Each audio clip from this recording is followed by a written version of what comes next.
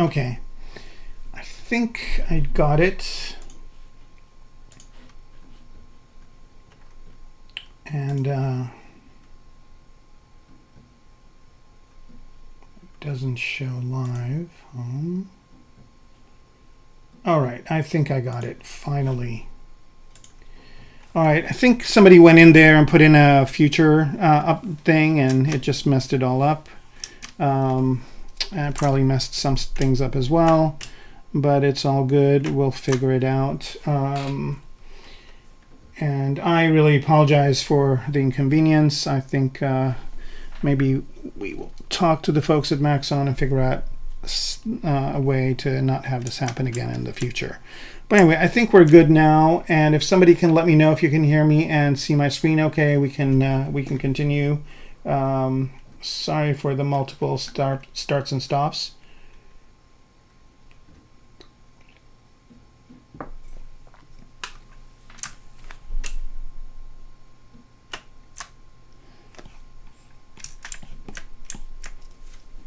All right, I think we lost a lot of people because of all this, and it's, I know, now about 40 minutes in. All right.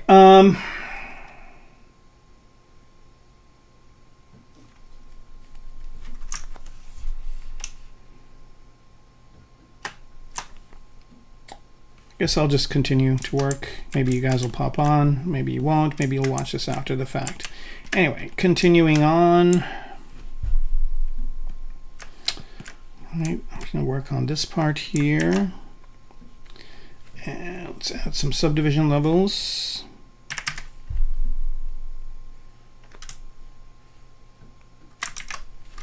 I'm going to do it this way. Let's see if slice curve works.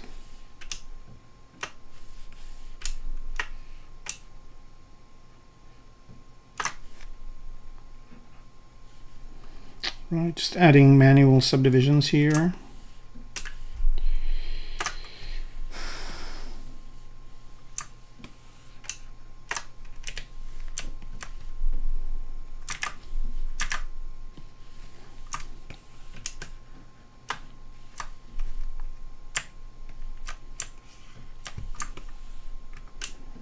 And straighten out this part.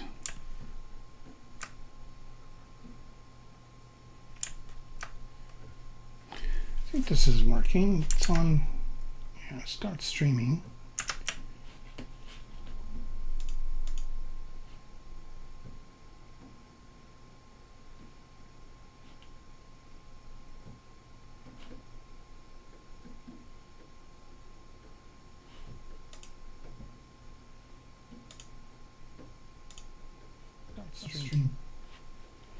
All right. Yeah, it is streaming. It's fine. Okay, good. But of course we lost a lot of the audience, and rightfully so.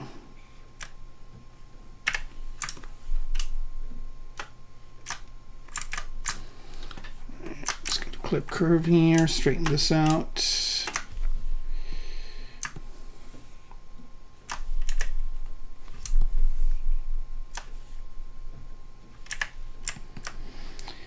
All right, so I'm just going to try and get this to somewhat of somewhat with subdivisions that are, it doesn't have to be, I mean, they're not square polygons, but at least they are somewhat equivalent. I'm trying to not get like really thin ones. I'm trying to get as close to a square shape as possible without having to zero mesh or do anything like that. So here we go. Same here. Okay, I think this is good. And let's add some subdivisions this way. Let's turn symmetry on so we get, we do have symmetry on. Well, why isn't it working? Oh, because we don't have it. All right, so when you get into the situation, this is a good kind of expert moment, and that is that if you have a situation where you have you have symmetry on, and if you're trying to draw a line, you see there's not one on the other side. That's because there's no symmetry line in the center. So all you have to do is just do a mirror and weld in the direction you want, and now we have that ability there. Okay, and then as for this line over here, I'm actually going to delete it and then re-add it, so it basically splits this as well as we can with what we've got. Again, here it's not perfect subdivisions, and I don't know if I really need perfect subdivisions, but I want to get it close to it as I can. Okay, so here we are. Now I'm going to go and turn dynamic on, which is going to give me kind of rounded corners, which is not exactly what I want. So I'm going to turn QGrid on and set that to 1 for now, and then just use the converge to get exactly kind of what I want here. And that's good. That's good. Right, let's see, go back to 1 here, and let's see what that looks like overall with the rest of the gun. It looks okay. Now the transition between this and this is going to be an interesting thing, and then also there's like a V shape, which is kind of counterintuitive.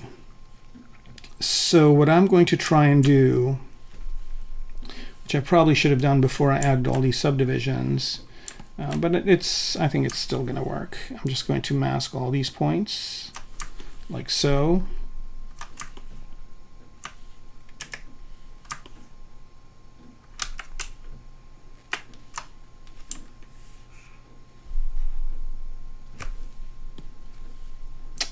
And I'm going to try and bring this down.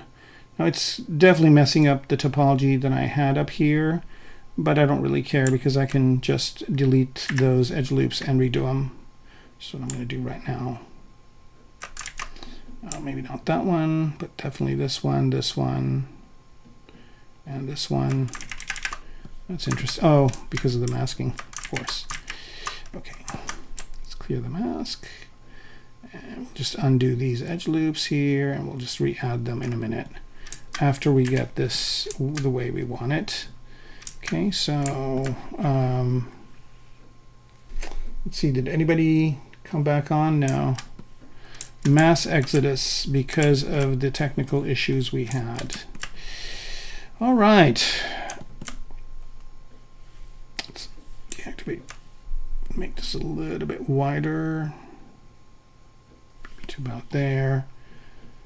Right, and then here this will be kind of a cut line, and then we'll have to extend this a little bit more this way.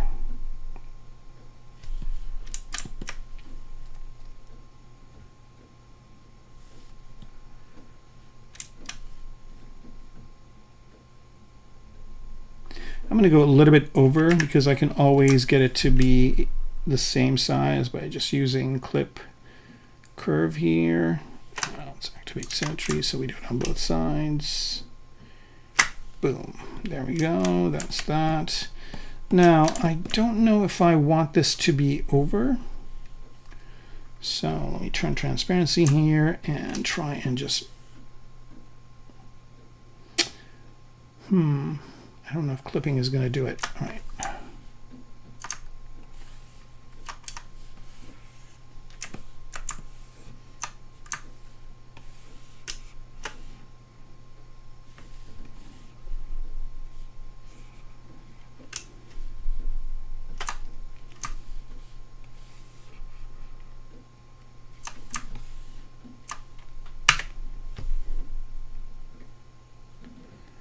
Just want to get this to the edge over here.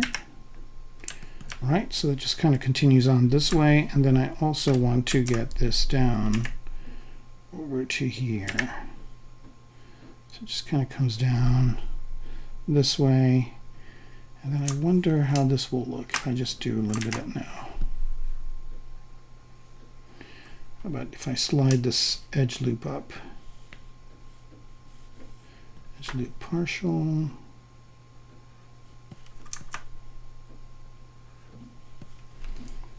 Ghost on.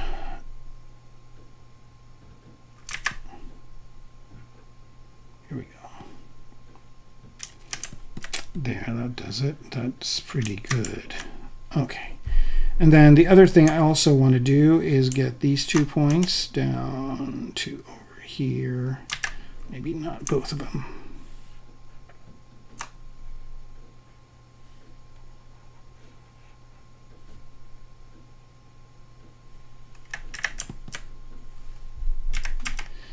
All right, let's slide this point down.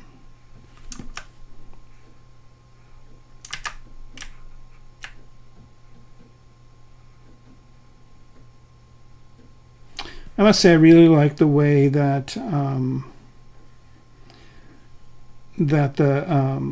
the way that like vertices and edges and points get highlighted in 2026.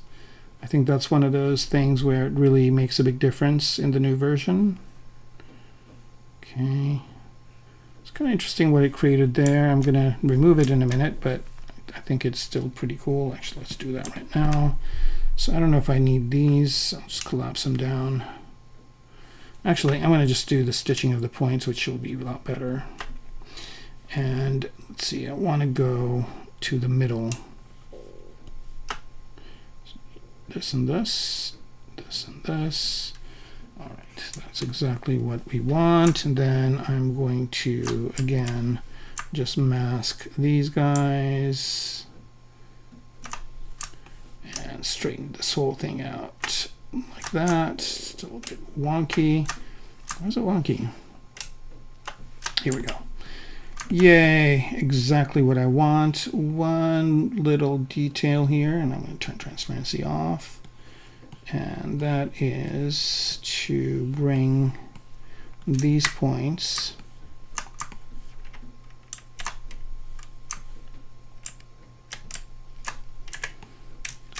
just a little bit in, like that, to there. All right, still no viewers. How about that? Oh,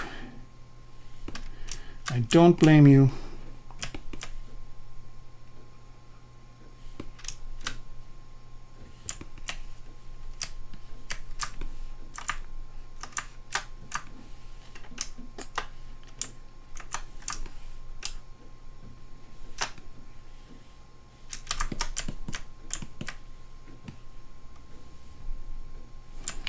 Right, now just go to move points, Z modeler, move. All right.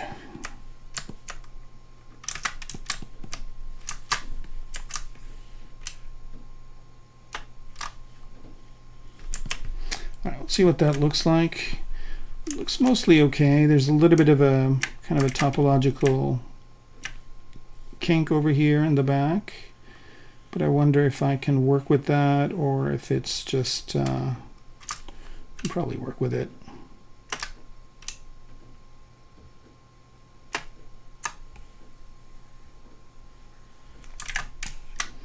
All right, let's just do it with the whole thing.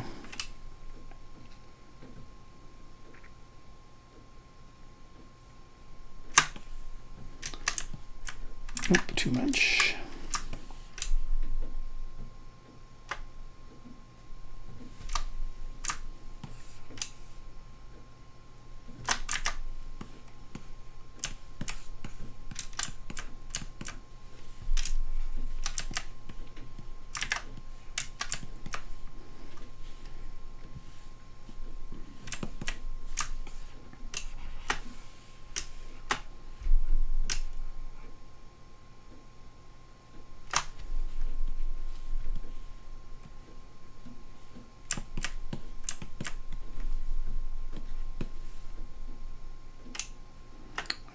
Just going to extrude these out. Oh, let's Q-mesh this one.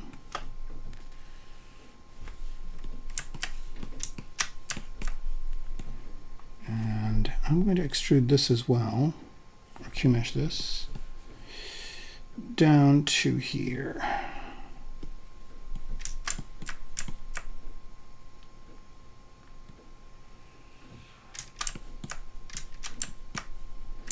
All right, now that I did that, I'm going to redo the inserting of edge loops.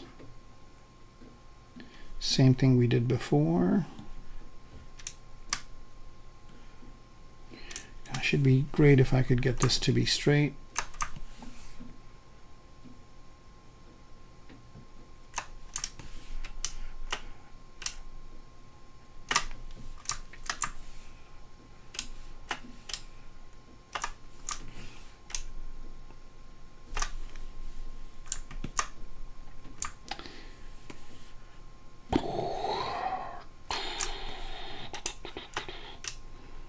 Still 0 viewers. How about that?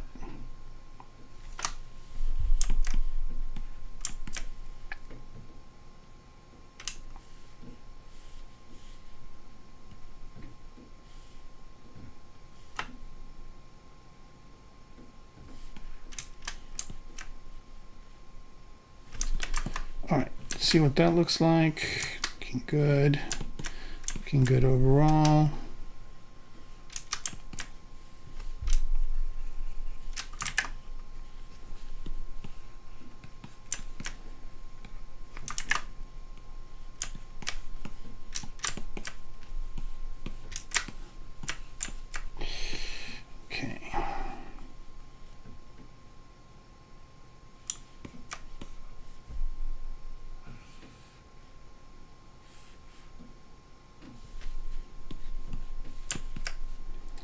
Q-meshing here just to get this all the way to here for the feature.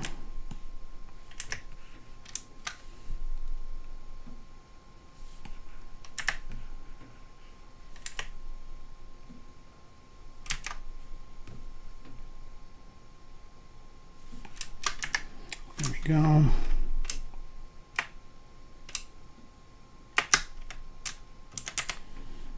Almost have this done. There it is.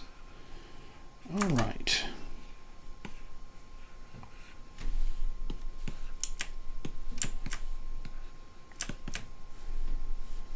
All right. So what I want to do is I want to create kind of an area that this goes in. So I'm just going to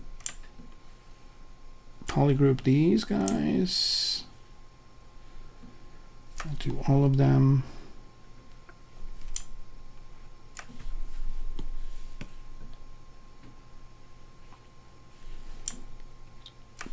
Do these ones too, and I'm going to do a small inset,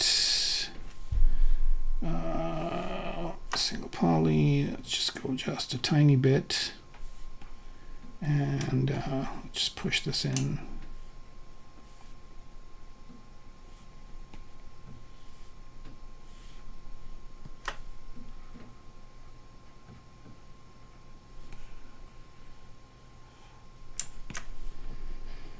Slide this edge in a bit. Slide. All right, it's there already. Nope, not that one. Just this edge. And I'm just going to say slide edge. Right on it. Here we go. Well, let's see what that looks like with the clip in there, or the magazine. There it is. There it is. There it is. That's right. That's right.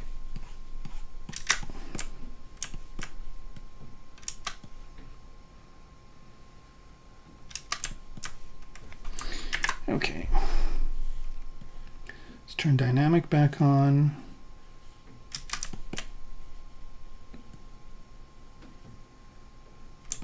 The only thing is, again, from a concept design perspective, this sharp end here would be a place where it would be uncomfortable.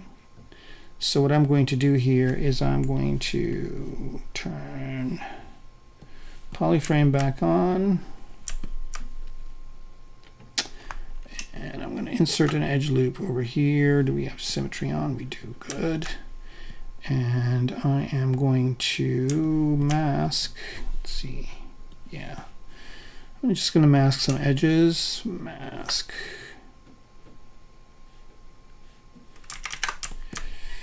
Do nothing on this.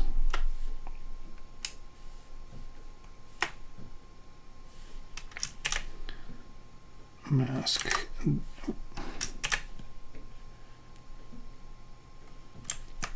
Just these edge points. I'm going to invert this mask in a minute. Oh, where did this get added on? There we go. It's there now. Okay. It's weird. I think I inadvertently Q-meshed that bottom part, which is not what I meant to do. Okay, I'm just going to mask these parts and invert. And then I think I'm going to see if let's see bevel works here. Not point, but edge actions, bevel. No, it's going to go all the way around. What was the thing where it did the, is it Q-mesh edge? No. Here we go. This is kind of what I want.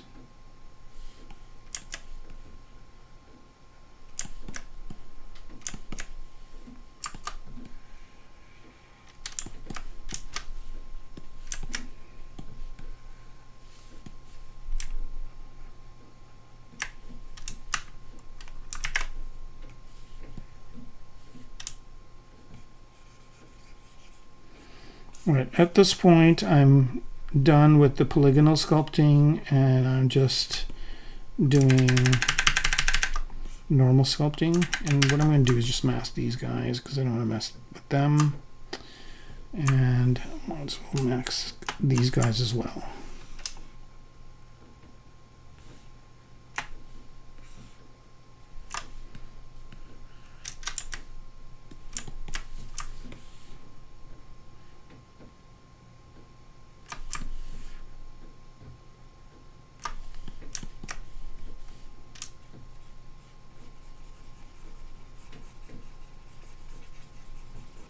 And here I'm just basically using smoothing to just smooth out some of these parts.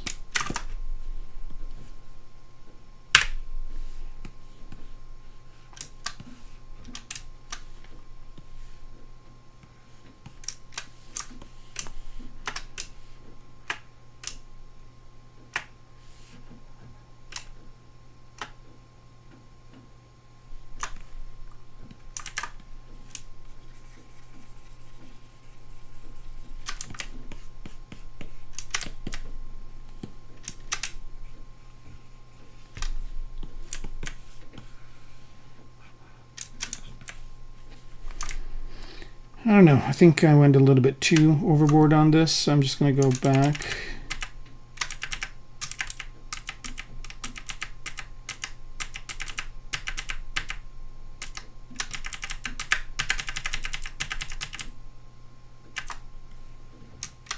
So one of the beautiful things of ZBrush is you can always kind of go back. So maybe that was not the right way to go. That was not the good strategy to kind of stick to that one shape to do that. So what I'm going to do here is I'm going to do another trick, which is basically just to leave this as is and add another cube in here. So let's just go ahead and say insert one of these guys, and let's load in from my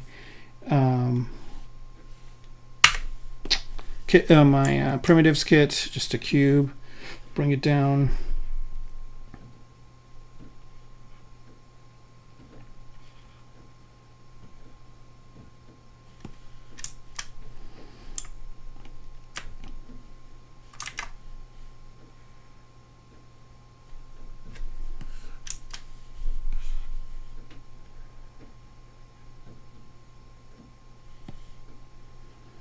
The question is, yeah, I think what I'm going to do is just shrink this down so it doesn't interfere with either one of these two things, and it's on its own. And then I'm just going to make the magazine a little bit thinner.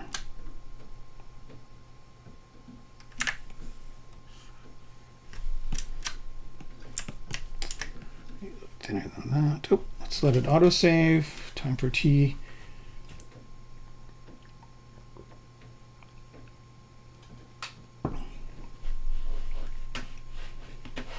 Great.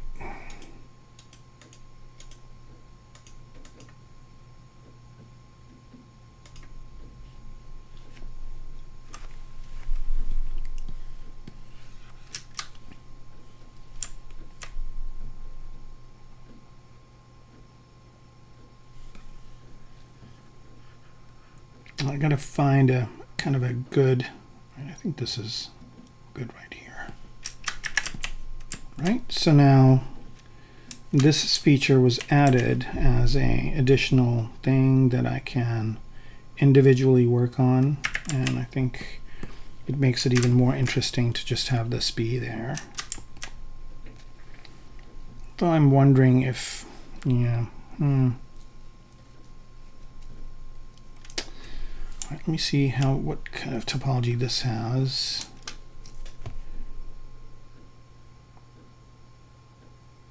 All right, I'm going to try something new here, just because I'm just a glutton for punishment, and solo this out. Maybe not. Maybe not. I wonder what would happen if this actually was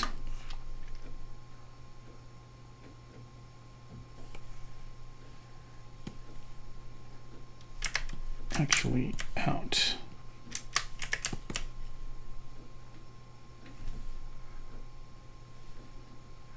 Like so.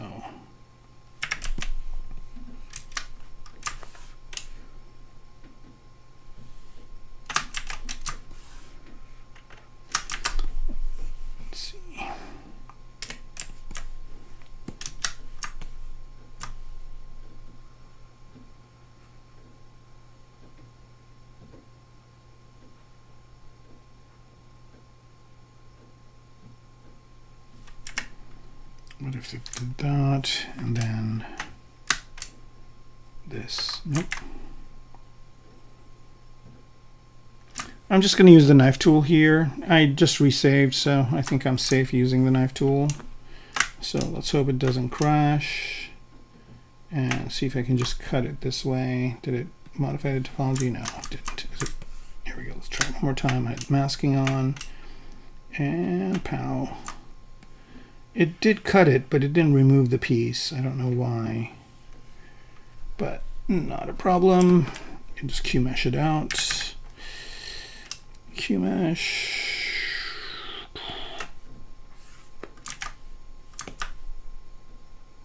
Q-mesh, single poly. How about this way? No, this way. No. Huh. Right, well, I guess there's a different way of doing this. I don't know why it's not working with Q-mesh. I have a feeling it's because, let's turn double on. I think it's because there's two edges coming out of here. So there's two ways of closing this. I could have bridged it, but this is another way of doing it. Delete this one edge. Delete edge. That's weird. I think the problem is, yeah, there's two things here. There's two lines here that are way too close. That's the issue. Easily fixed. Stitch. Let's turn symmetry on. Stitch this to this. And click to solo this. Okay, so now we're good, I think, and I can delete this edge without. Oh. All right, well, I guess you'll get to see how the other way of doing this would be, which is to bridge edges. I want to bridge this edge to this edge, and then I'm going to delete this polygon. Let's turn symmetry off for a second, and let's bridge this to this. Okay, and this is kind of the shape I want. I don't think I need this edge, do I? Delete edge.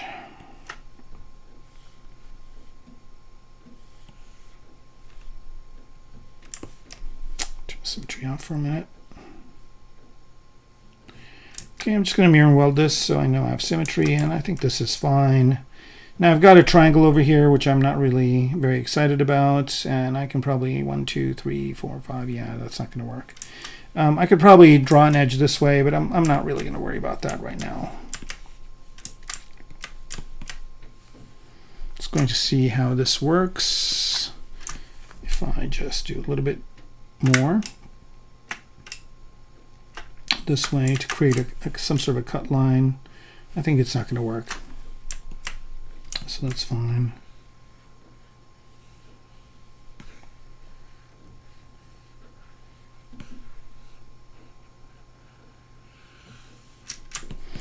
All right, I'm going to move off of this area for a while because I'm obsessing over it, and let's move over to, let's create a trigger. All right, so again, append. Well, let's just insert one of these Polymesh 3Ds, and let's pop in from my primitive set one of these guys. And I'm just going to unify it. Oh.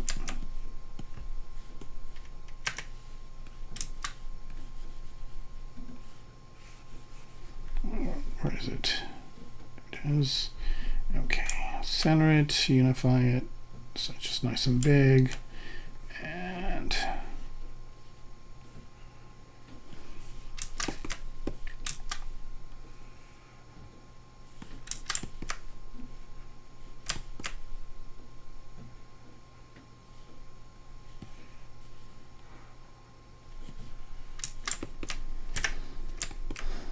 right.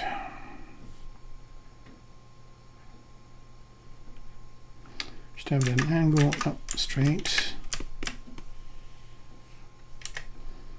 Doesn't need to be this thick.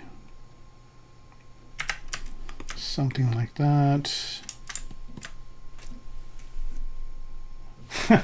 Hey, Elia, how's it going?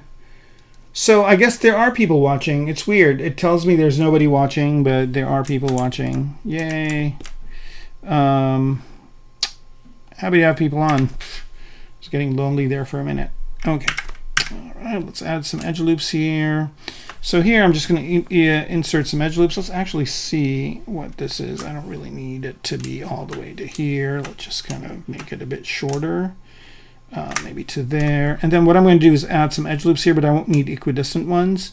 So I'm going to go here to half and just add one in the middle, add one here, add one here. Okay, that's good.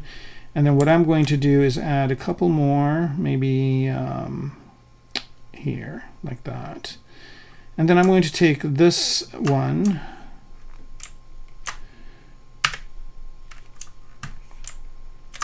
move it in to about there. And let's take these two and move them in as well. Here we go. Okay, so I don't want this to be like sharp edges. The last thing you want to do is like cut yourself. I'm going to mirror and weld this. So I have a symmetry line, solo it out. And then I just want to bevel some edges here. So I'm just going to go to bevel. Okay, let's turn symmetry on, bevel this way. Bevel this one, bevel this one. And if I do dynamic subdiv, it kind of does it nice and crisp. And let's see what that looks like. It's not bad. Let's put it in the center. How about there? And let's see, do we need this to be at an angle? Does that add anything to the design? Kind of does. Not too much of an angle, but I think that's good. All right, so there's our trigger. Let's turn transparency off. All right, so let's add some excitement to this design here. And what I'm going to do is solo this out. And I'm going to just Q-mesh this middle part in. Actually, before I do that, I'm going to get it back to it being straight. Let's put this forward and see what this looks like.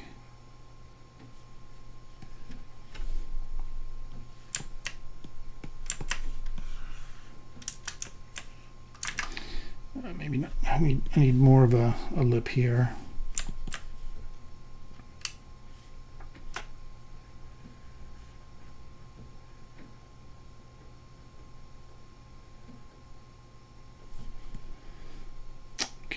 let's have these go in. And if you just tap the thing once, it goes the same amount. Right, I don't know if that's going to work. All right, let's try another thing here. I'm going to do one more of these, and then I'm going to push this one in. Same amount. Let's see if this makes it better. Yep, exactly what I wanted. Okay, so let's add one other thing I want to do here. Again, this is tactile, so again, from an industrial design perspective, it will be cool if there was, let's see if this works even better like that. No. I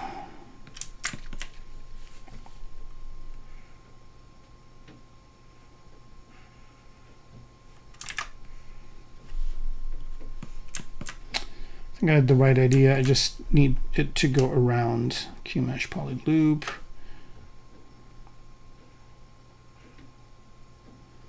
Just a little bit like that. Just going to insert a couple of edge loops here. I'm going to take all three of these and move them forward.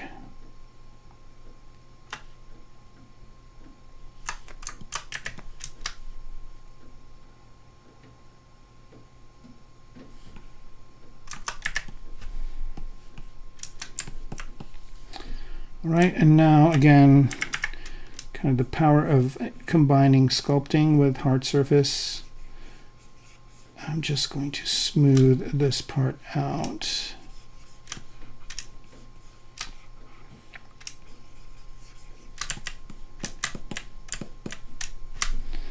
Just so it's a little bit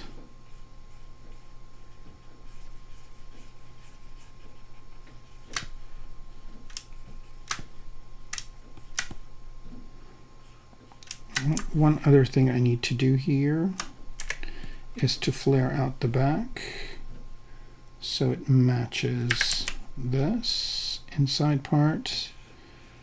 And okay, so now I'm just going to, again, for believability, because I don't know what angle they're going to look at this thing from. So just for believability here, I need to basically let's turn transparency on, turn solo off. And I'm going to highlight all the, I guess I need to insert one more edge loop here. Oh, it's tiny. Multiple subdivision levels. It does. Let's delete the higher ones.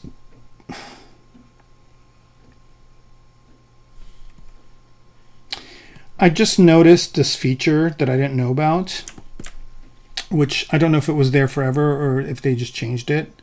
But the beautiful thing is if you set your insert edge loop here to half, so if you drop that, right, it puts it right at the half. But if you hold it down and still move, you can still move it back and forth. That's a beautiful thing. That's a really beautiful thing. So I did not know about this. I don't know if it was something that was readily known. But it's definitely a very cool capability to have. Here I'm just going to slide these points a little bit out so I can create like an area that I can indent. Okay, something like this, and I'll move this point back a little bit to just about there. And I'm going to do the exact same thing on the top part. So just add an edge loop just to about, I guess, there. And let's move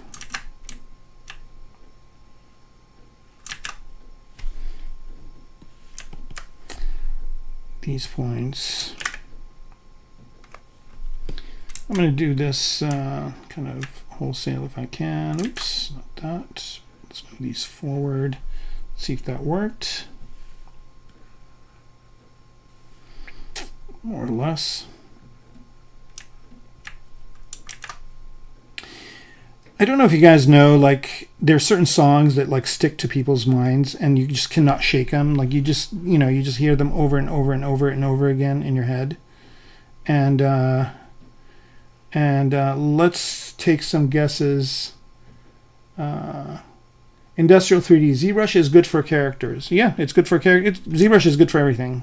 Okay, ZBrush is becoming like a hard surface. I mean, I use ZBrush for hard surface. I've used it forever for hard surface, and I've used it for hard surface before it had all these cool hard surface capabilities.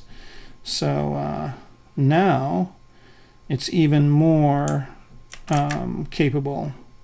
Right, so here I'm just going to see if I can choose these polygons. Okay, so I'm just going to choose these polygons that I can get to them.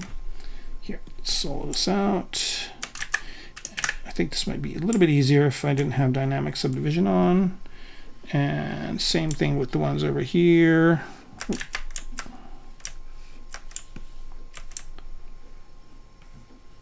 Yeah, I've always used ZBrush for hard surface. I think it's great, but now with some of the new things that they added and some of the things that are coming that they've shown, I think it's going to be an awesome tool. And the reason why I like it for hard surface is, you know, CAD is really restrictive. So, you know, like you probably have to have some idea about the design before you start working on what you're working on. But with ZBrush, you can experiment. You can try things out. Like some things might work better and whatnot. I don't know if I should. Yeah, maybe. All right, I got rid of that edge loop there. And what the whole reason why I'm doing this, and let's bring everything back. Oh, maybe I shouldn't have done that edge loop. Yeah, I needed that point. Okay.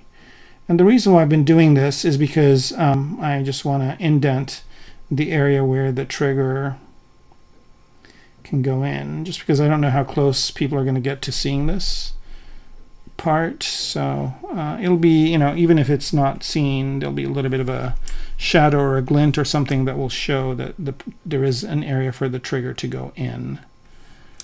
All right. Now I just want to make sure that there is a good inset in here. So inset this just a tiny bit. Oh man, missed a few polygons. Let's just inset this a tiny little bit this way. Okay, there's some funky stuff going on over here which I don't really like. All right, now it's good. Oh, I missed a couple more over here. Come on, guys. And for the inset, I'm going to use the legacy one, which basically doesn't add extra edge loops. I don't really want it to. And let's do this. Just kind of relax some of these polygons so they're not so weirded out on the inside, because we really aren't going to care about them that much. And then once I get this to where I want it to be, I'm just going to Q-mesh this polygroup island all the way in.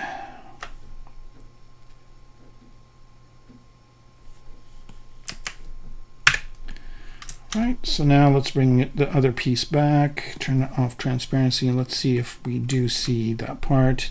I think I might need to just, yeah, here we go, just a little bit of that. Polyframe off.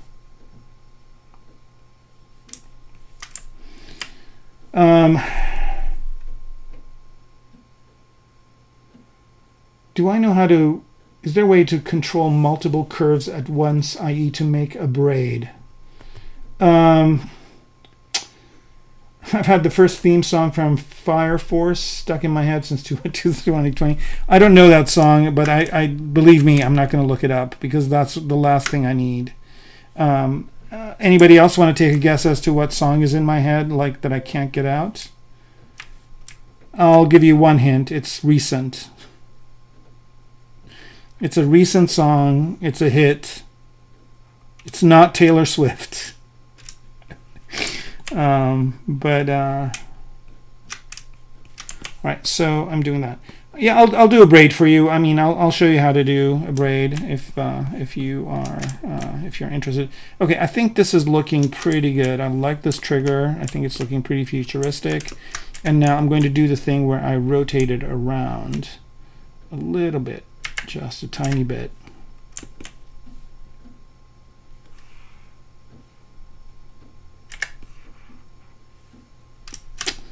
Yeah, I think that's good.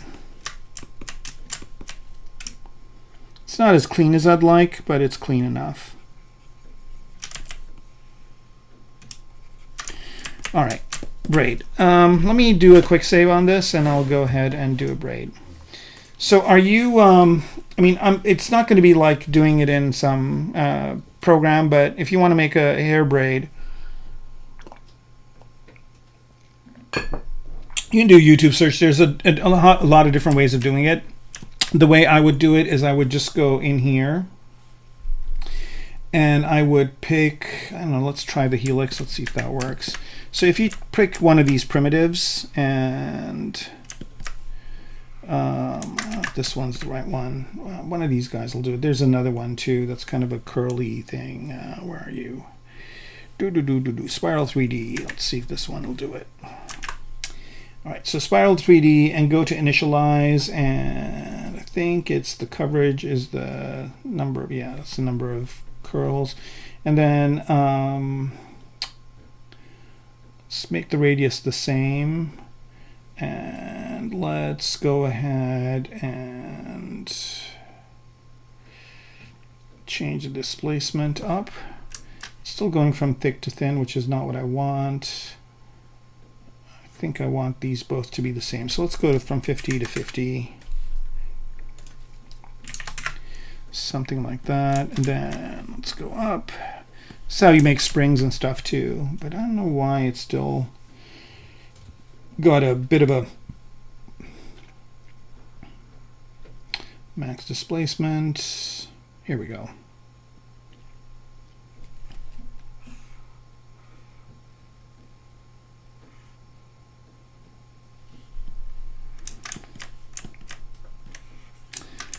All right, like something like that, and then make Polymesh 3D from that. And again, this is really not kind of my expertise, but I'll take a stab at it. Why not? And I'm just going to duplicate this and then rotate it.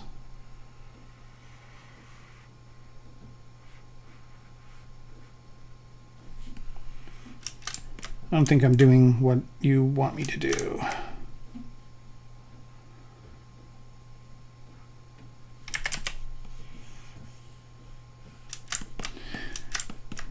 Yeah, but I think, there are ways of doing it. KDA 15, it's not my kind of thing to do. Like, I mean, I would create like sci-fi wires like this, and but let me.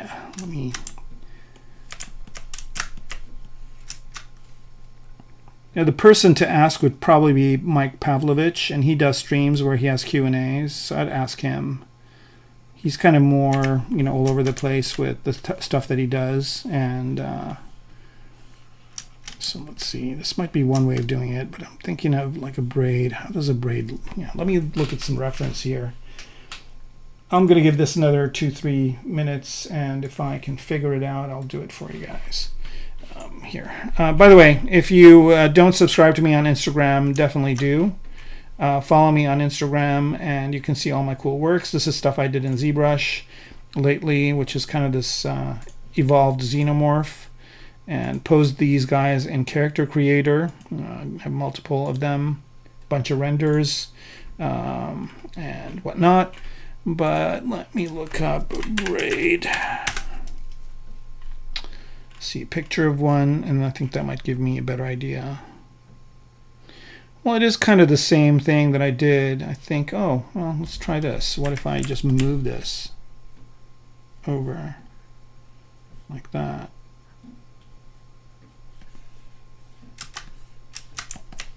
So I think that's what's going on, is you just are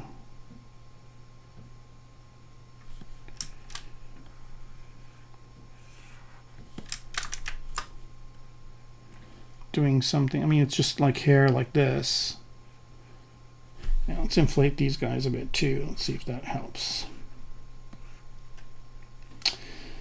Deformation, where are you, deformation? There you are. Inflate. But I bet there's like 100 different like braid things that people do in ZBrush. Oh, they're not the same polygroup, that's why. All right, no, not a problem. Let's inflate it. And then let's duplicate the inflated one.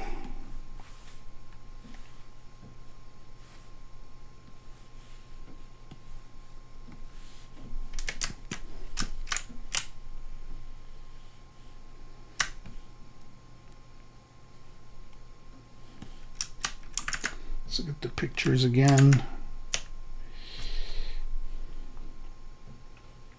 I've never really had long hair to braid, so I'm kind of, all right, it just looks like it's just going around. It's doing what I'm done, but it's just, let me see here. Just need to see one. There we go. And I think you can always buy like IMMs that already have done this, but it's just like, it looks like, yeah, it looks like it's going in. Yeah, there's 3 of them. All right, let's see if I can do this.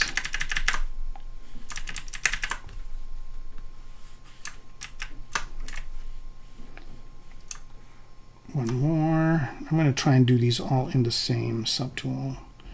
Okay, so one goes in like that.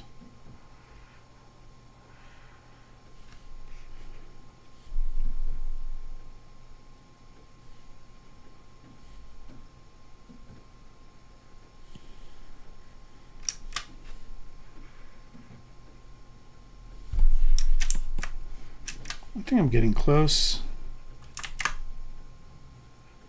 Maybe, maybe not. Okay, and then there's one more.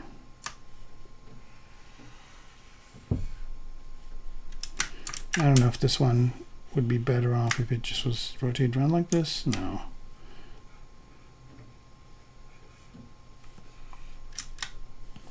Yeah, I'm really, you know, kind of not figuring out how to do this. Next time I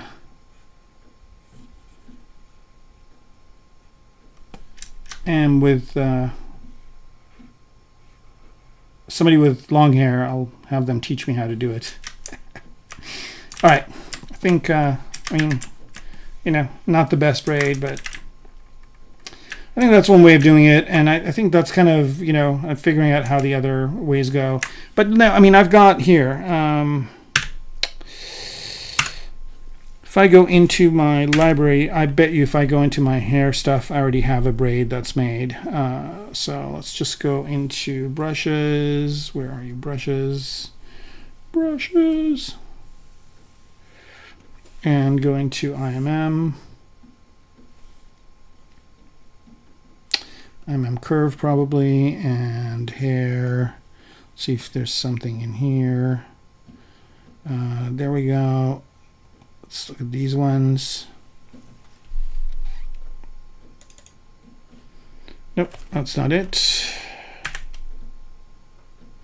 I'm pretty sure I had some braid hairs. Hair tubes, detail, tutorial, stylized. Nope, these are not them. And I probably, do I have, here we go, here we go. Braid, boom, done. This is how you do braids. You just get the IMM brush, right? And just, I'm gonna make this bigger. And here, I'll bring my robot and give it braids. How about that? All right, where are you? There. And suppose I want to add some braids to his head, like so.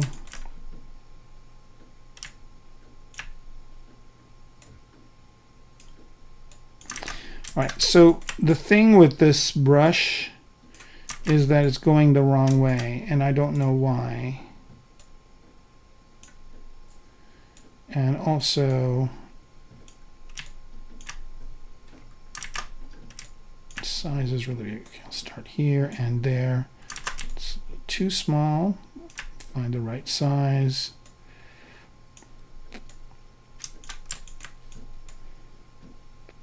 Well, let's do one more set here.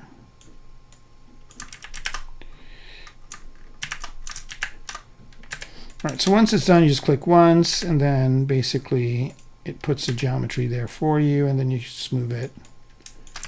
And if you press D for subdivide, there it is. Robot with braided hair. How about that? And of course, you can manipulate the curve to, actually, this kind of looks cool. You can manipulate the curve to get it to, you know, not stick to the body and make this shape and fall down and all that stuff. You can always mask and use dynamics as well. Yeah, but I'd just use a brush for the braids. And I think this is a free one that you can just download off the web. And if you can't find it, just drop me a line and I will send it to you. All right, braids.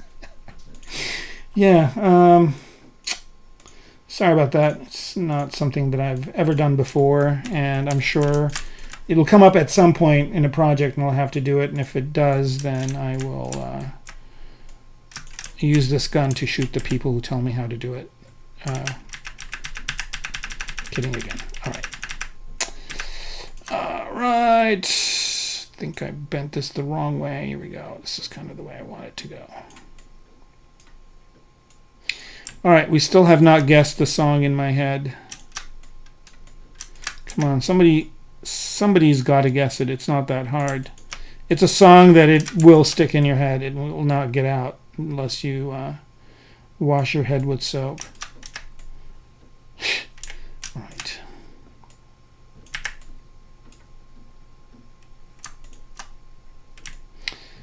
Now that I turned this and that's the way I want it, I need to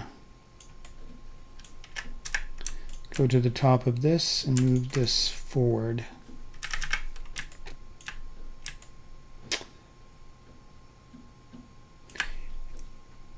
Hey, how's it going? I can't. Moro, I'll just call him Moro. Moro. Okay. I don't know if I'd call a gun beautiful. I think as far as good-looking guns are concerned, one of my favorites is the AUG. I think that's a really cool futuristic looking gun. I think it's German. I'm not sure. And the FAMAS is pretty interesting looking as well. Although I'm just noticing that most armies are just using variations of the AR.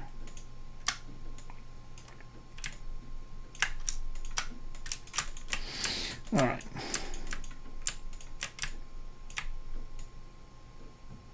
Again, the sculpting comes in really handy here. These are things that would take forever to do in CAD, if even possible. All right, we did the trigger. Let's go back to this area where I was kind of... it's not by the Beatles. Thank you, for saying that. I'm kind of an old guy, and I love the Beatles, by the way. I mean, why wouldn't you? They're great. But I could see how their songs could stick in your head, but it's not a Beatles song. It's actually really new. It's a very modern song.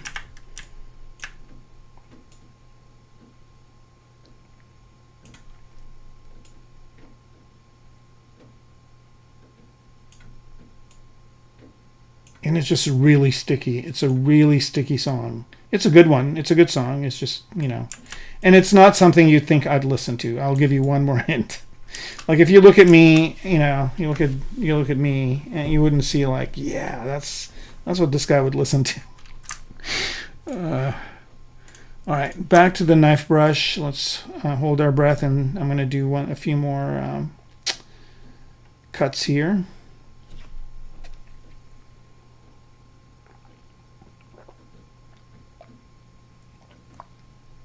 Not Katy Perry, although no,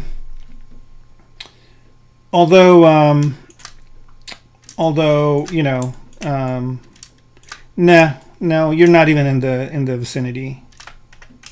All right, I'll give you one last hint. This is the last one, and it is by either a female singer or a female band. Nope. Not Taylor Swift. I said that before. I already said it's not Taylor Swift. I already responded to that.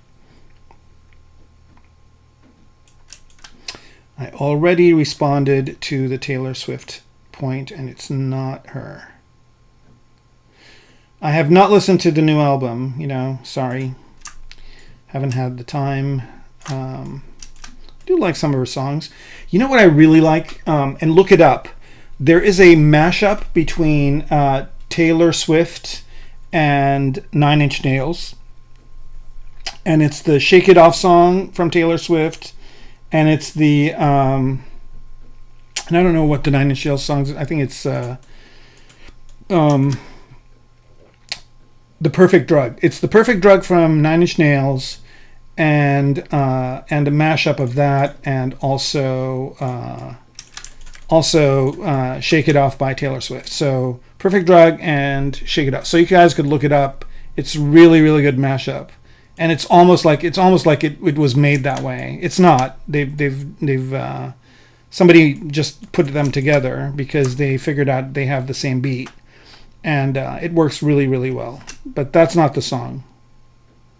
And by the way, speaking of Nine Inch Nails, man, did they do a good job on the Tron soundtrack. And the Tron movie was really good. I saw it yesterday. Well done, well done. It was fun. I mean, I don't know if the story is that great, but it wasn't like horrible. It's not rap. No, it's not rap. It's not rap. Nope. And I would say that's the one genre that I know very little about. I have listened to some rap songs that I like, but it's not like... I wouldn't get a rap song stuck in my head. Although that kind of Snoop Dogg little jingle, I forget the name of the song. I think that's pretty sticky. I'm really messing this piece up by cutting it with the knife tool. I wonder what'll happen if I just do a Dynamesh here on this guy. Make it one poly group, and then let's try zero meshing it at half. Let's see what we get. Let's see if it will maintain the edges.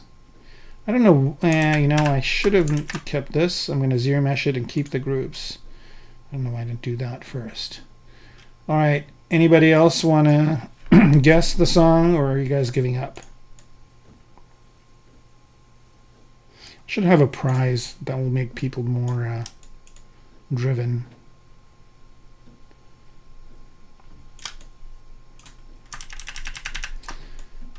I don't know if the knife tool is working with this.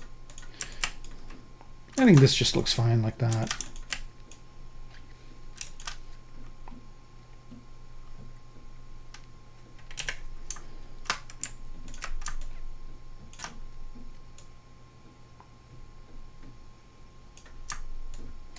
So I don't know if I gave the hint. It's either a female or multiple female singers.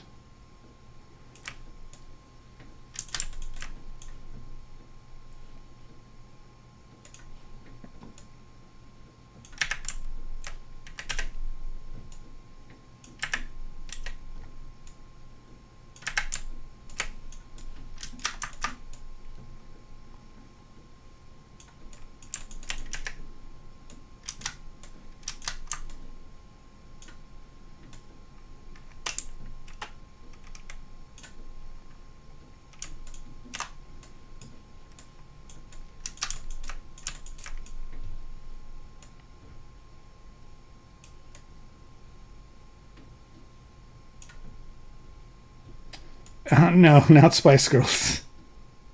Again, you're dating me backwards. You're like, this guy is old. He's got a white beard. It must be something from his day and age, and it's not. Like I said, it's a modern song. It's new. Probably released in the past year. I'm giving more hints, which I shouldn't.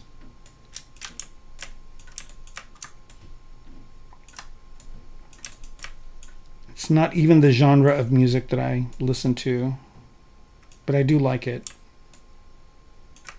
And this song is pretty good. It's a pretty banging song. Banging song.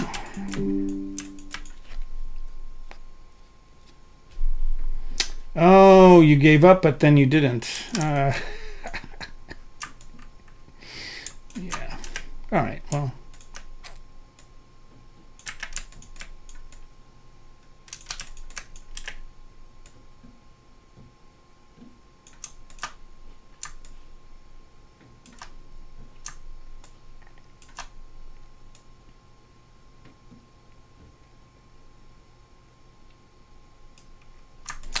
And I'm just looking for the shape here, and I think I have it somewhat there.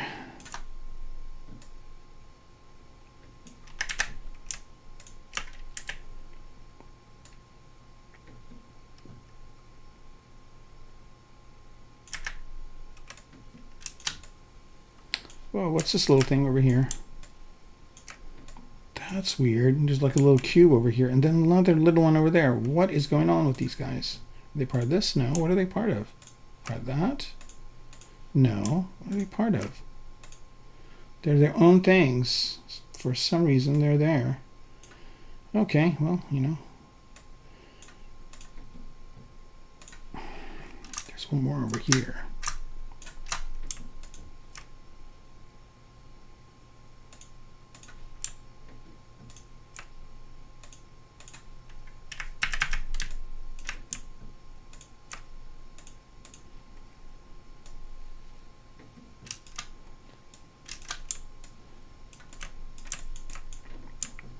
Speaking of awesome movies,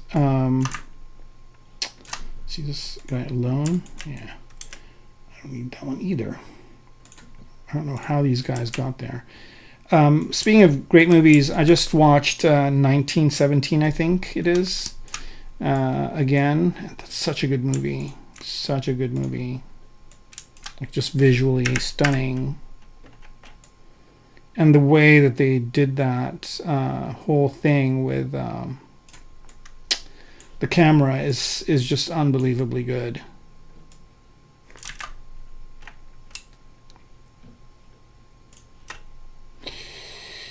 Oh, you got it! That's it! That's right. The K-pop Demon Hunters. It's the Gold song. Oh my god. Yes. Yay, KDA 15. You win. You win, my friend. That is the song. And I really didn't think somebody would guess it. I really didn't think somebody would guess the song. Man. I think I was out somewhere and it was just playing, and like once you hear that song, it's like, it's just... It was on Saturday Night Live also last week. So, yeah. Good job. Good job, amigo. You got into my brain and figured out the song. I was it's kind of invading it right now.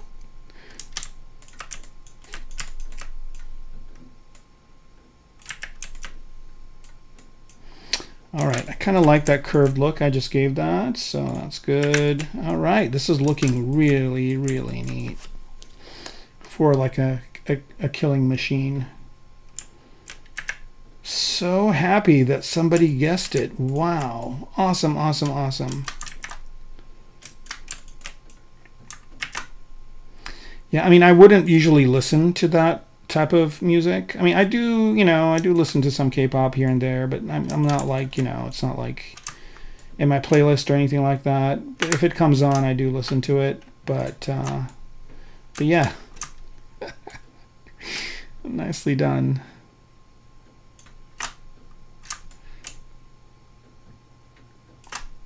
I kind of had a thing where I had a cleanser song. So if like a song was stuck in my head, there was a cleanser song that, like, if I thought of that song, it would erase all the other all the other songs. Like, I'd be like, oh, you know, if I listened to that one song, it would kind of erase the other song, and I don't remember what that song was.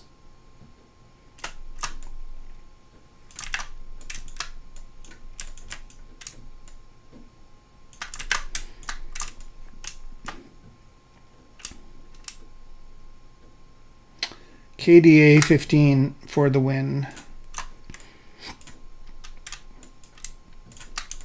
All right, this part, I'm just kind of messing around right now. I don't really, I actually should just Dynamesh it and start sculpting on it. Did I Dynamesh? It did. What kind of resolution to give me? All right, it's good. And I'm just going to make one polygroup here, and I'm not really going to care. I'm going to re-topo this later. So I'm just going to choose, I don't know, let's say Damien Standard, and just start mucking around, seeing if I can figure out a good All right, so this is where like the shells will be ejected. So I'm just gonna let's pick my mask brush here. Yeah, sorry guys. I mean, it was really kind of hard getting this thing. Okay, why is this? Is it? That's why. When I first got onto the stream, it took forever for it to like, you know, set up as my name showing up. And I think, like I said, it's like one of those things where it's self-service, and I think that there are settings that some people just maybe don't know what they're doing, or they've set it differently, or maybe I don't know what I'm doing too. I don't want to, you know, I don't want to assume somebody else is the issue. It could very well be me. I'm not like somebody who streams all the time. So, and I do set up my OBS to stream 2 different ways. So I have my own stream, which I stream on the Fridays. I don't. And last week I didn't do it because I've got a surprise coming up, which I think you guys will like. But I'm still not ready to announce it yet. So this is where the bullets would eject.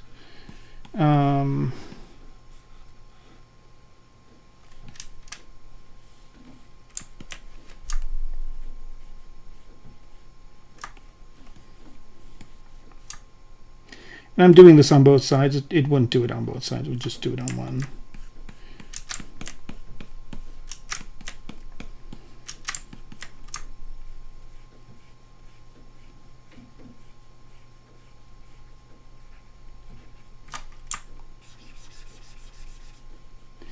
You know what's interesting is when I was in Tokyo, they still had a Tower Records there. And they had a pretty decent K-pop section. So I should have kind of checked it out more. I wish I kind of knew the bands a little bit more. I mean, I know the kind of the major ones, but I'm sure there's some amazing bands that like I have no idea about. All right, do you possibly know when Pabloid streams? Can't find it in the ZBrush channel. Okay, good question. Very good question there, my friend. I would have said figure it out, but just because you guessed the song, I will find it for you. All right, back to the braids here. So the best way to do it is to go to the ZBrush Live. And if you go to ZBrush Live here, streaming your favorite artist daily, I think he just did one. Oh no, what happened now? Let's see if this one works. Okay. I think it's still under Pixelogic. It's taken a while for them to kind of shift everything over, but they will soon. And then go to Calendar. And let's see, is he here? Load more.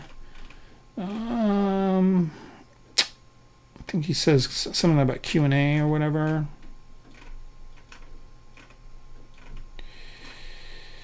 Yeah, I guess maybe he does once a month and he hasn't scheduled his, I think he did one in October already, so I don't think he'll do one again.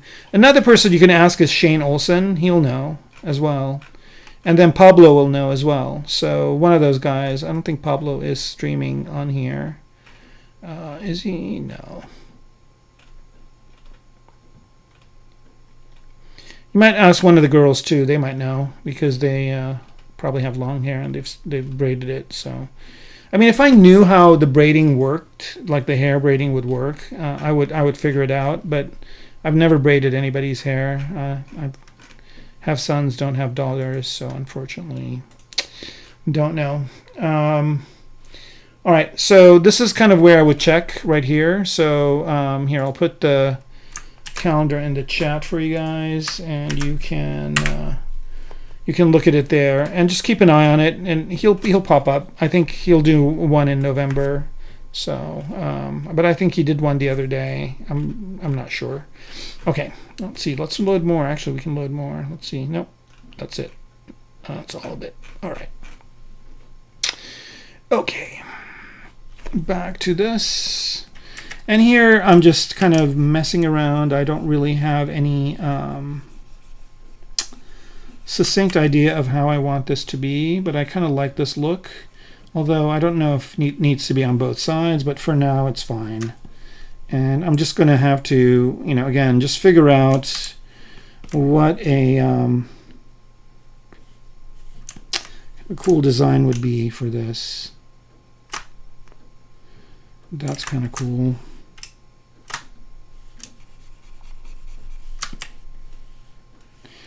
Yeah, I'm digging how this thing is coming out.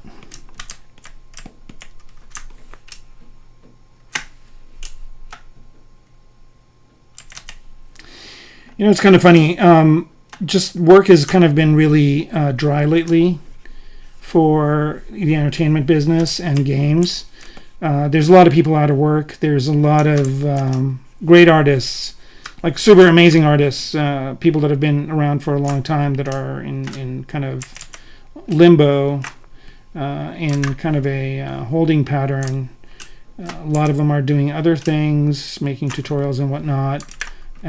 Including me. I'm looking into doing one more Gnomon workshop, and so the reason why I bring that up is because I actually did apply at weapon design companies as well, and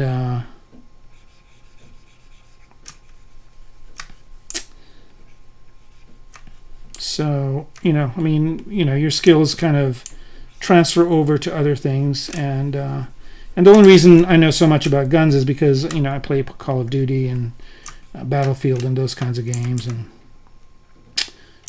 I'm not like a gun person or anything like that, but I know that they are used in games, yeah. So yeah, you can apply ZBrush skills to all sorts of things, and I doubt that they would design a gun this way. So this is all very new to them to be able to do this kind of thing. And so when I do apply, I'll be if I finish this thing, I can kind of put it in my portfolio, and maybe it'll help. Because I don't really, I do have Maxon stuff that have guns on them, but I don't really have any. I've done, I think, one other gun that I did a long time ago, and started out in Maya, but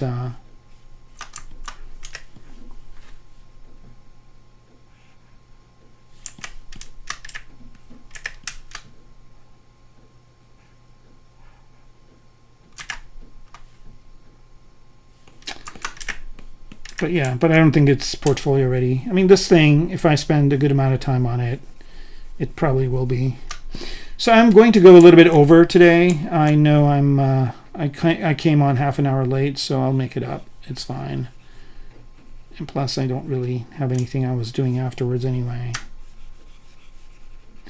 Sometimes I go out at night after I do my streams, but tonight is not that night.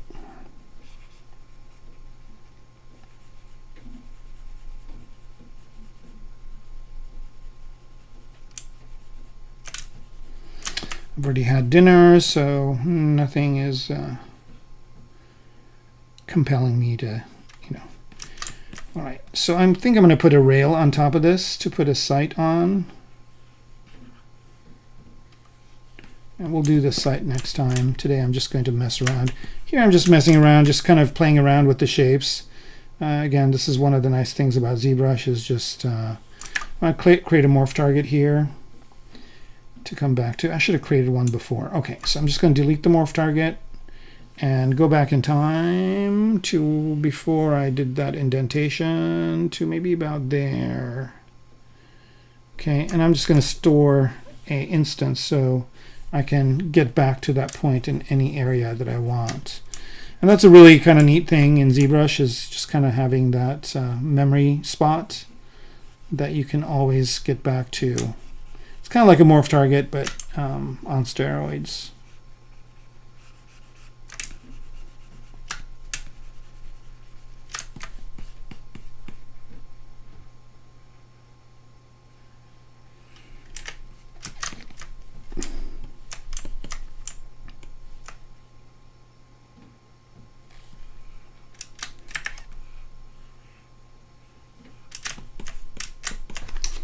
Right.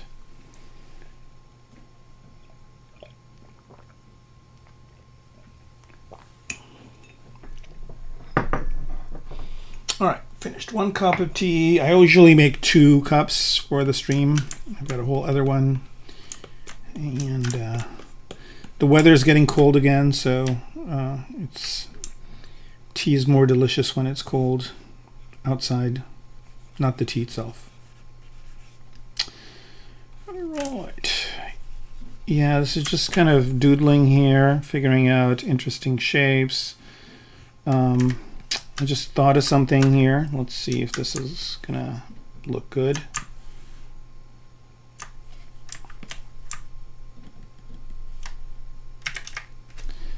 Just gonna go ahead and do that, dilute.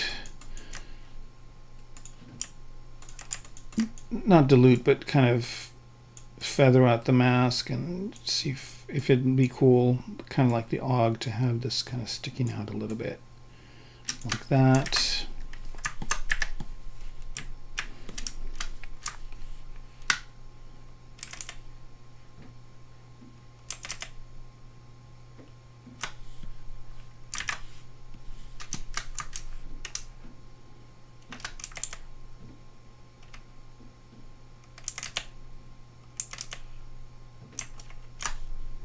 Whoa, what the hell?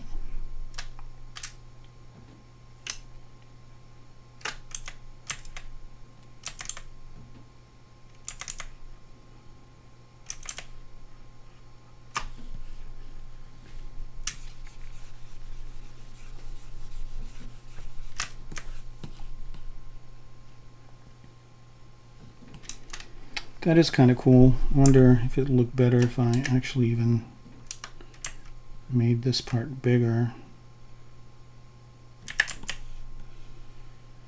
Oh yeah. See?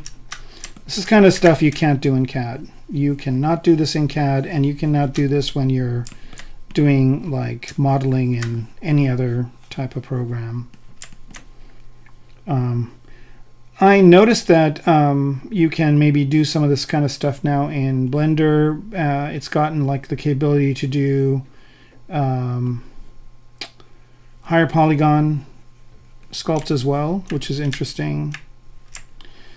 But you know, I've written a book on Mudbox. I've tried 3D Coat, and the sculpting brushes in ZBrush, the brush system that they have is like really unique. And maybe it's just because I've spent a lot of times working in it, but I you know, it's not just like the sculpting brushes are not as responsive, and you know, I mean, I haven't really gone in and tweaked them. I just use the stock ones that come with the program. But like, you know, something like a Damien Standard or an H-Polish, or just the way the Move brush or any of the sculpting brushes work, they're not as good. All right, let's see.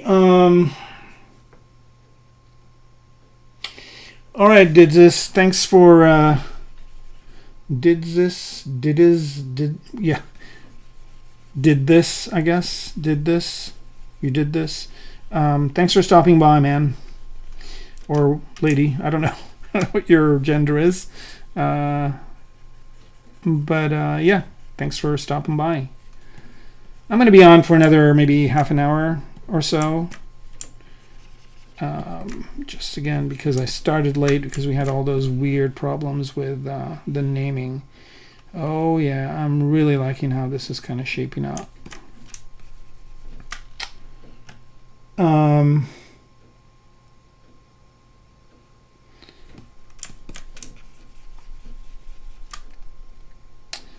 All right, so you are a dude. All right, good to know. And I know you've been on before, and I appreciate you coming back. Have a good night, and thanks for stopping in.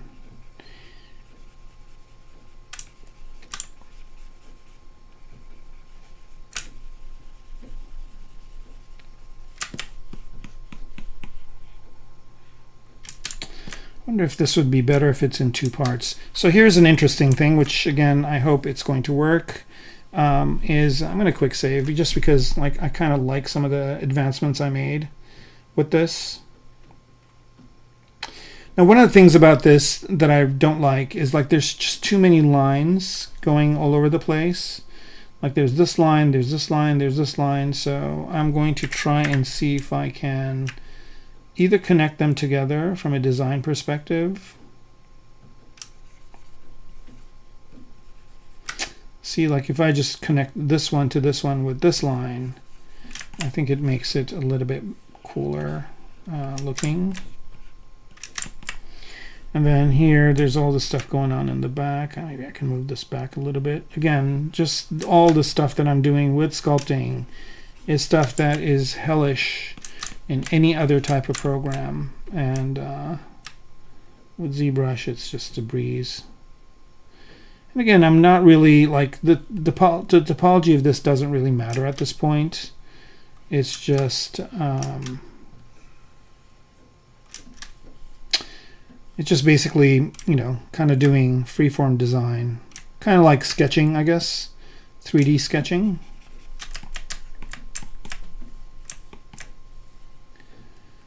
And yeah, here we go.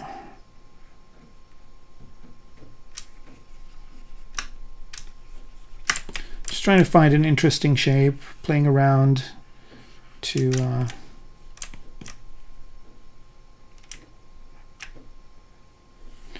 I'm going to turn AccuCurve on here just to kind of see if I can get some nice sharp points.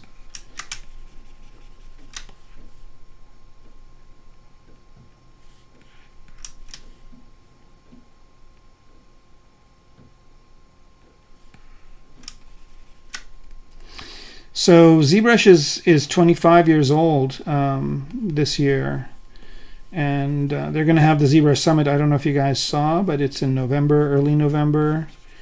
There's a Sculpt off, and you know, if you want to participate, you can. I think they're still taking names. I'm not sure if the deadline has ended.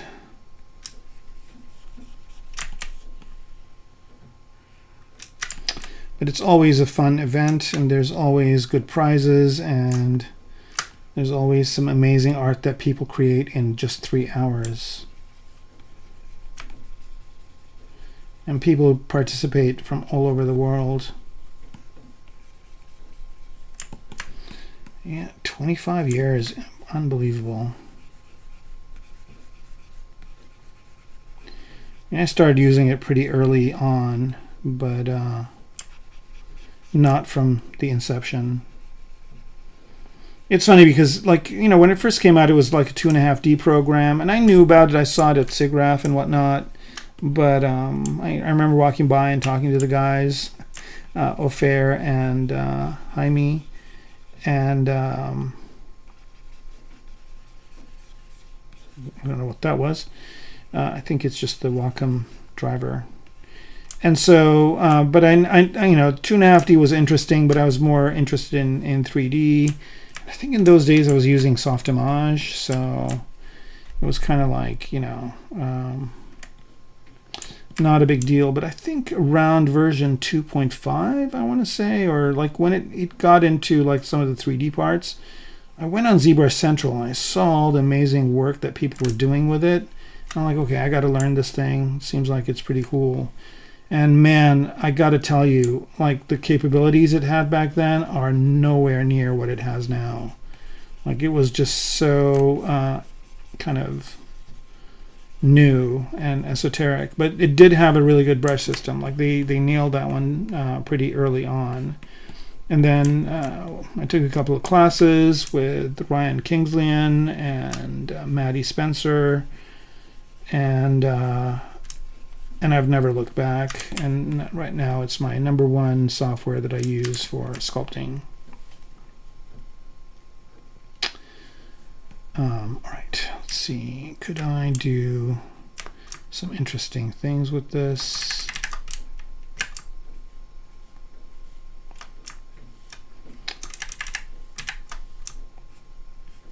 Just again, all this is just experimentation. Right, so he'd be carrying it from there. He'd be holding it here. There's no reason. Maybe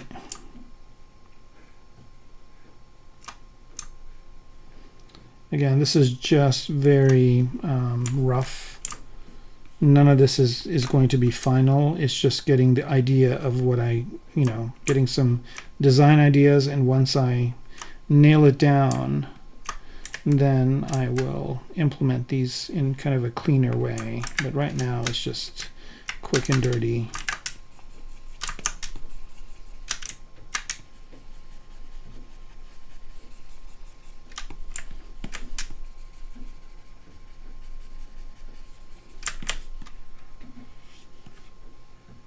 It's kind of a cool design, kind of 3 and 3.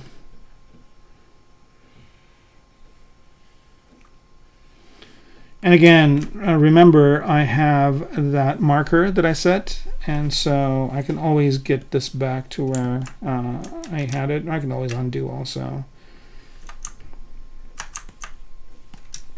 So that was an interesting idea. I might revisit it, but for now I think I'm good. Still trying to get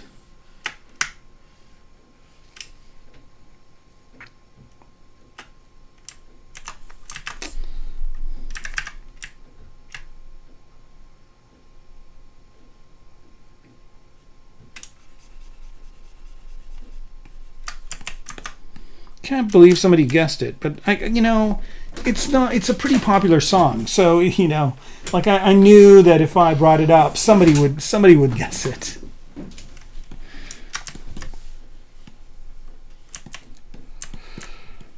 Ooh.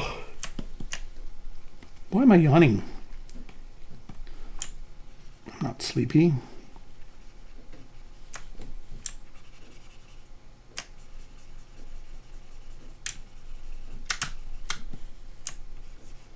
It's still in my head. It's still going on.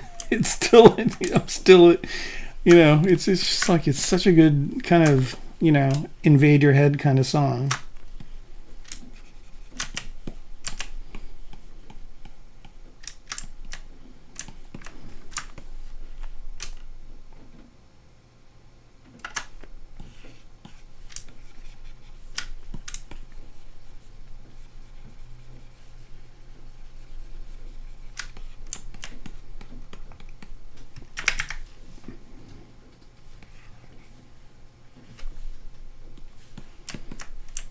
I haven't even seen the movie, but now I want to see it just so I can kind of connect the dots.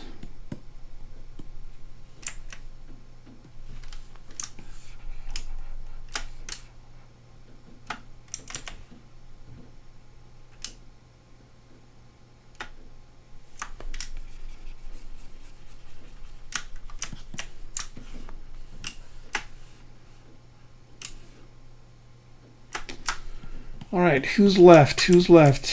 Are there still people on, or is everybody gone? KDA, you still here? Anybody else watching live? Want to say hi? Get out from behind the internet blanket. All right, so still messing around, still figuring out the shape for this thing. I think this is pretty good for now. One of the things I was entertaining, and let's see how that's gonna, if that'll work, is pushing this all the way back to there.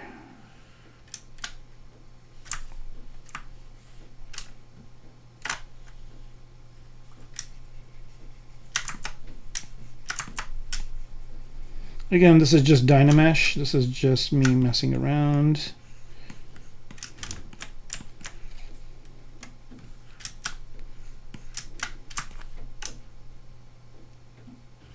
Perspective on? It's not symmetrical. Is it? We're in Waldox? It is. I guess it's just the lighting.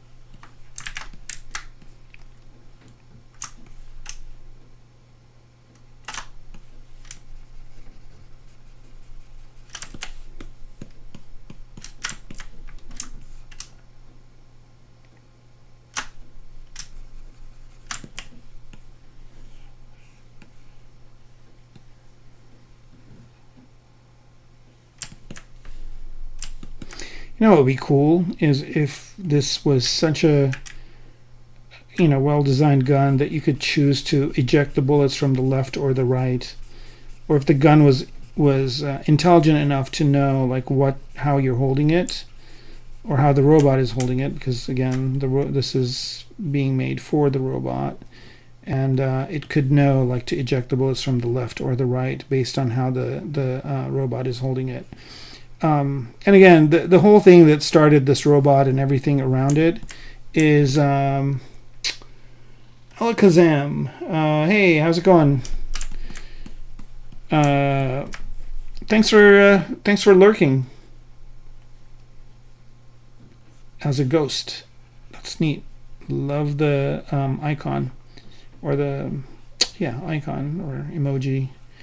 But yeah, so the whole reason why I started making this robot right here is because I watched this one movie, and of course I forget the name of it, on Netflix, with the guy who is now Captain America.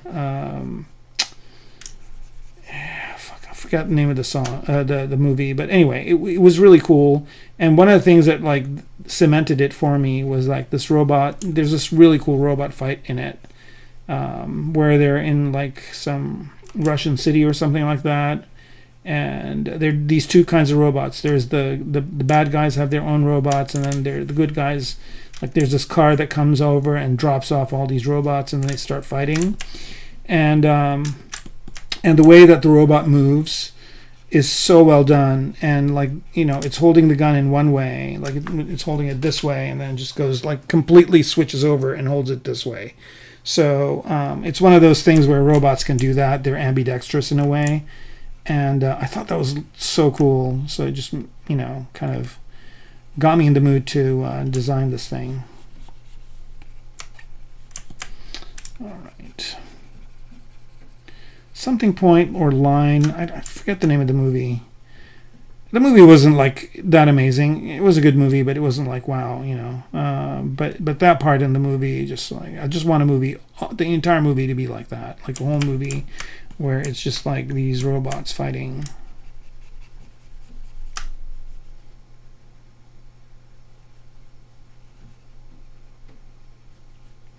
I should mention that there are some cool fight scenes in Tron as well, some good action scenes. So, yeah, I mean, for the most part, I think I was happy with what they did. I just felt like I needed to go see it, because if I do, then maybe they'll make more of them. Hopefully it does well at the box office. Who knows these days?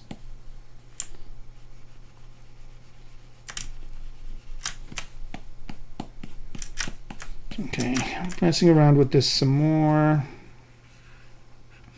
And again, I'll add more secondary and tertiary details to it. And right now it's just kind of primary forms, just to kind of get an idea for how this is going to look. And again, I'm considering bringing it down further. Let's see if that is okay.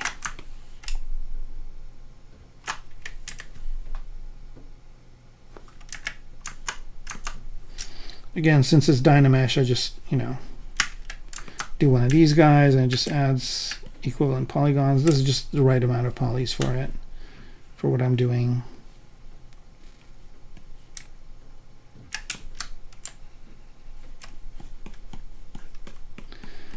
Alakazam, what's going on with you? What's new and exciting in your world? Or I should say, where in the world is Alakazam?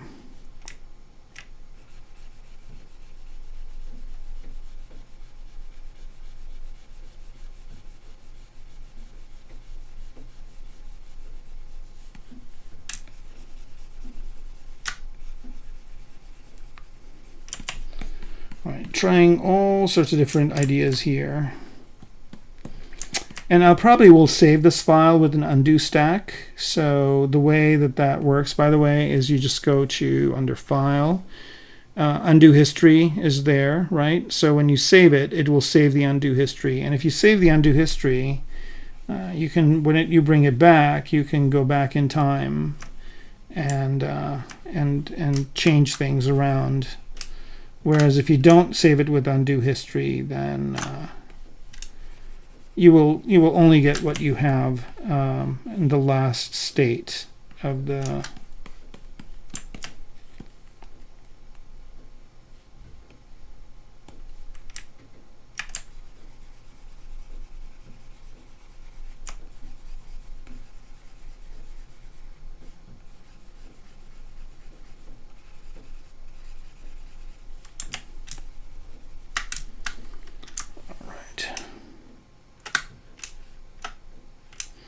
see if we can carry this line up.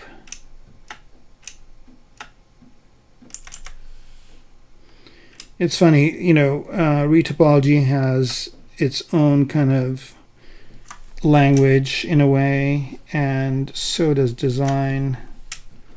And it's wild when you're doing one versus the other, just to shift your mind from one to the other. Same thing with CAD. Like if I'm using CAD, if I'm using plasticity or Moai, it's like it takes a while for my kind of mindset to shift to the way of working.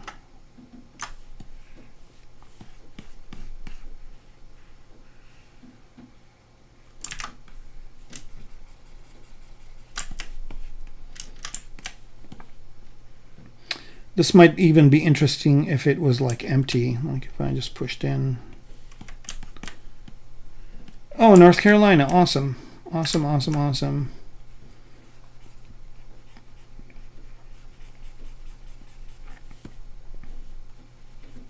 A friend of mine lives there and he likes it.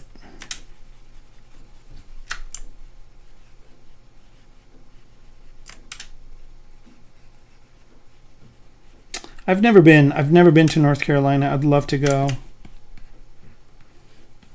I've been to a lot of states. Like I would say maybe a third of them, but North Carolina is not one of the states I've been to. I've never had the need to go there.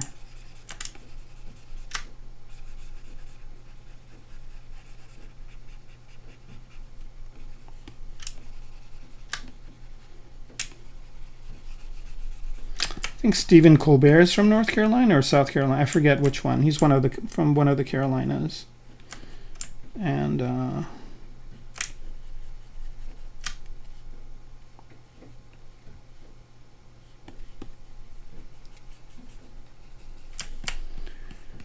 he speaks very fondly of his home state.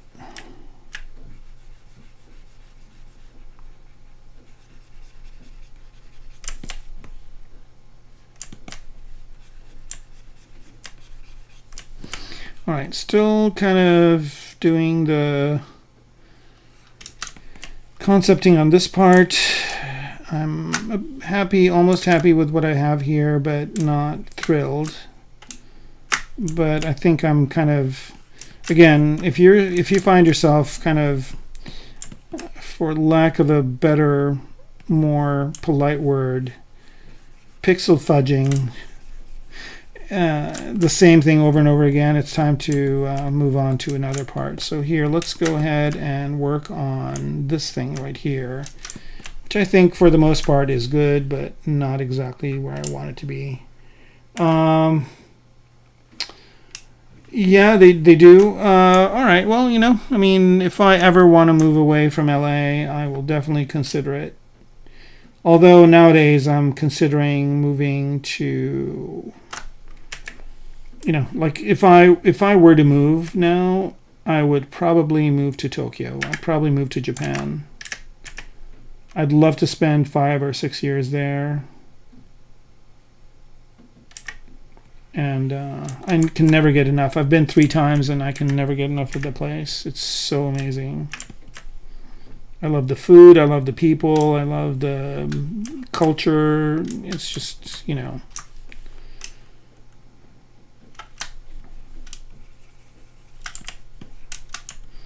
It's a nice breath of air, fresh breath of air compared to a lot of the places I've been in.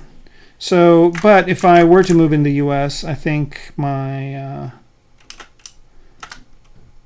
number one choice would probably be Northern California, but even then, I'm not a New York type of guy. I love the place. I love to visit, but I don't think I could live there. I don't think I could, stand to be there for longer than a quick business trip. I've been to Connecticut, not a big fan.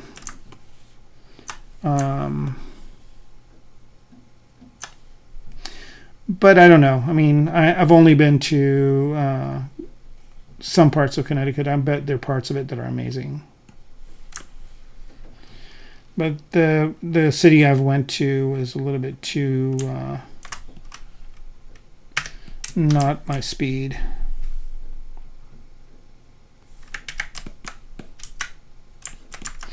Yeah, but I like hanging out in New York. I mean, it's such a amazing place to be. Oh, I forgot to set topology on it. I don't mess it up too much. Just add another piece to it later. I think maybe I'll just add something else here to do that.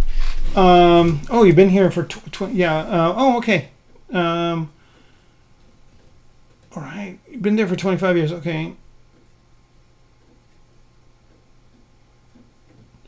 Yeah. I've both times I've been, or all three times I've been to Japan. I went there for the shortest trip was 2 weeks, and it just went by so fast. So a month is a good. I think that's a good measure.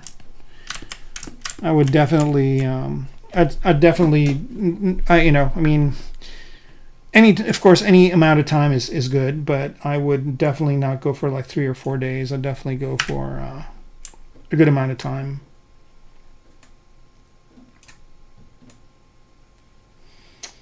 All right, we're just adding another part here. Yeah, let's go to my kit bash kit, add a cube.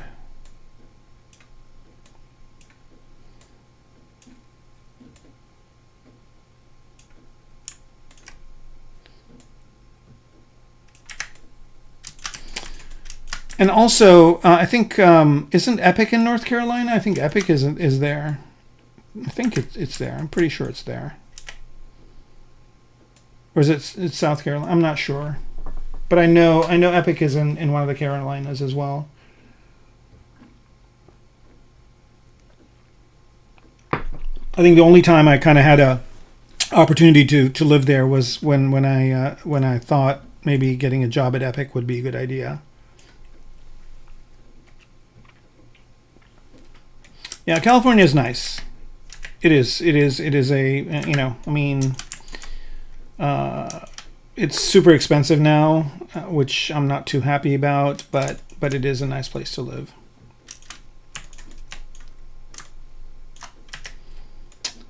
I've been here since '84, and I must say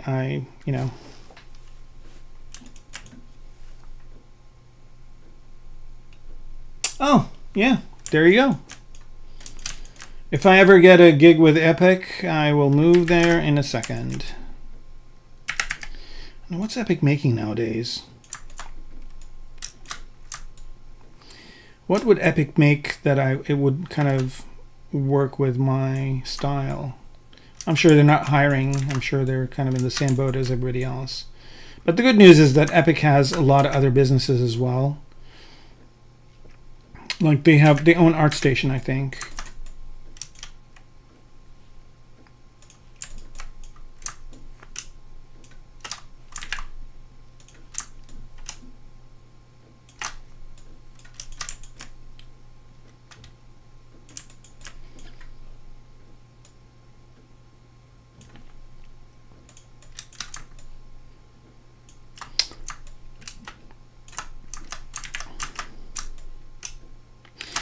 There's an interesting trend going on. Yeah, Unreal. That's right. And rightfully so. They should focus on the engine. Why not? I mean, like, what a great business to be in. Really smart. Was Epic Gabe Newell? No, that's not Gabe Newell. That's where is it? No, it's not. I don't think Epic is. I think it's Valve and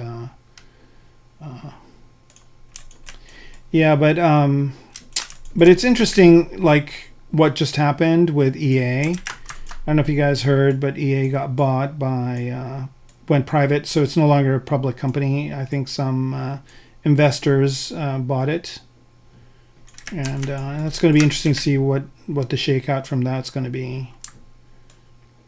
And honestly, like, what EA games do I play anymore? Like, I don't play FIFA or Madden or any of those games, so I don't really care about that aspect of it. But Battlefield, the new one, I guess, is coming out. It came out today. I don't know. I think it's imminent. And mixed reviews on that as well. I played some of the old ones. They were okay. I think the last one was kind of a flop, but the one before it, I think, is pretty popular. I think that's the one I played. But yeah, but I don't really, I don't know. What happened here? How did this move down? That's weird. How did all this move down? Or did I move? Oh, I know what. I probably moved this up.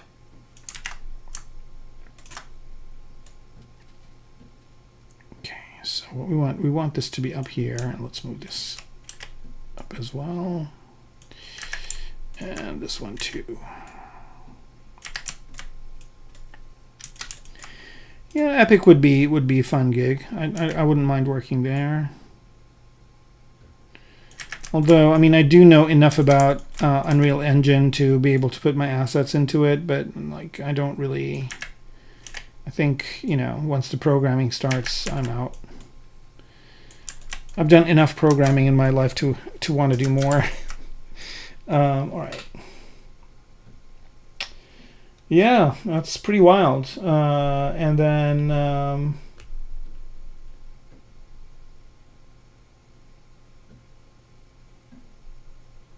oh, well, I mean, I think when businesses start, they basically are the people who start these businesses aim to sell them, right? I think that's kind of the goal. So.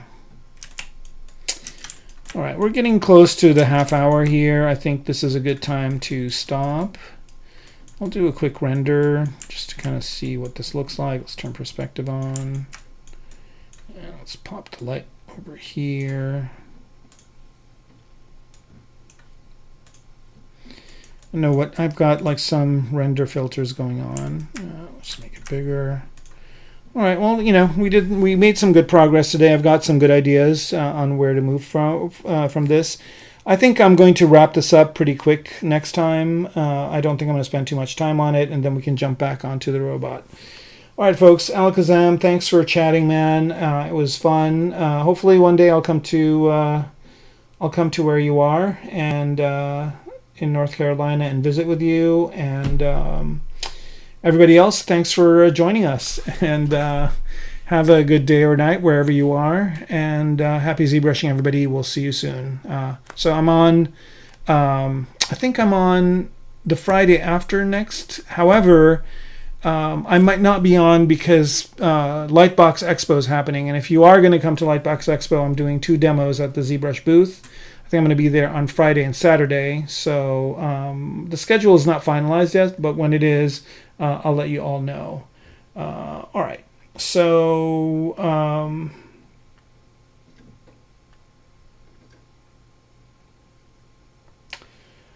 what's that? People I know that work here are there a long time, and not too many of the better art jobs become available. Well, I mean, it's just one of those things. If there's a connection, or there's a specific need to what I do, I would not. How about this? I would consider it very, very seriously, especially if it's epic. So, yeah. So if you know anybody there and they're looking for somebody like me, let me know. I would definitely entertain talking to them, and it might be fun. Anyway, long goodbyes. So good night, everybody, and we'll see you.